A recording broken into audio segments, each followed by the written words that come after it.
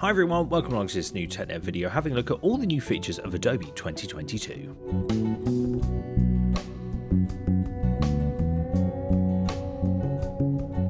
So when you load up Adobe Premiere Pro 2022 now, you get the exact same window that you're very much used to. This one right here. Everything looks kind of the same. However, when you click on the new project window, that's when everything starts to change. So let's do that now.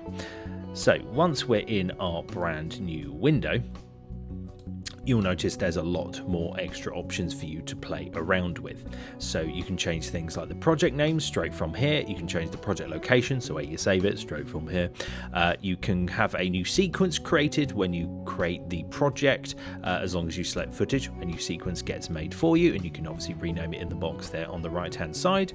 You can import footage from your user area, external drives, etc. I wouldn't recommend importing it straight from an SD card because then you'll always need your SD card plugged in to make it actually work in the end. But you can click on the footage that pops up. I mean, we've got some stock footage here that you can click on if you like. And once you're happy, you can click on Create in the bottom right hand corner. And what that will then do is it will then create your Premiere Pro project window, which again looks very familiar.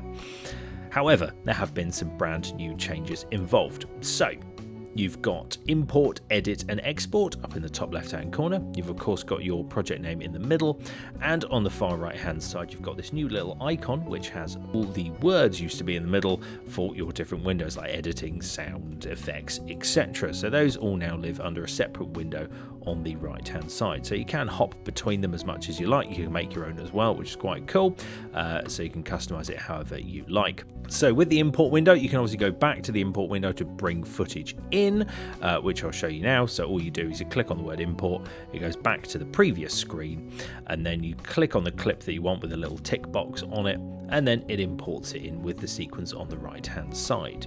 You can of course import footage in the exact same way as normal, and you can obviously create a sequence in the exact same way as normal, so don't worry if you want to keep using the older method of doing things.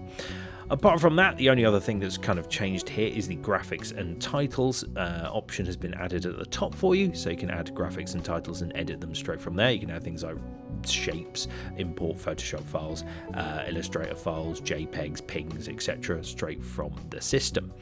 The other two big changes that have occurred, which might be of interest to you, is the quick export window and the actual export window itself. So the quick export window now lives under this little square icon with an arrow pointing up out of it on the top right hand corner there. That allows you to literally do a really quick export with really quick settings, such as literally just the name and where it's going. So nothing super duper exciting there. So you pick the name, where it's going, and of course what preset you want to use from the list. Generally this is used as like a little quick export, quite good for a rough cut, or if you want to export some rushes or something for your coursework, might be quite a good quick and easy way to do that. And what that'll do is that'll just export the entire timeline from beginning to end, so make sure you don't have anything hovering down the far end. In terms of export, when you click on the export button in the top left hand corner, you are greeted with this screen. So it's a bit more complicated than before, but slightly easier at the same time. So again, you've got your file name at the top there, so obviously name it whatever relevance it is, what the location is, and then you've got your preset and format. So the format by default now is H.264, so you don't need to worry about changing that. You do, however, need to worry about changing the presets to whatever option you so desire. So there is a huge list when you click on the options there, and you can literally just scroll for literally ever to find what you're looking for.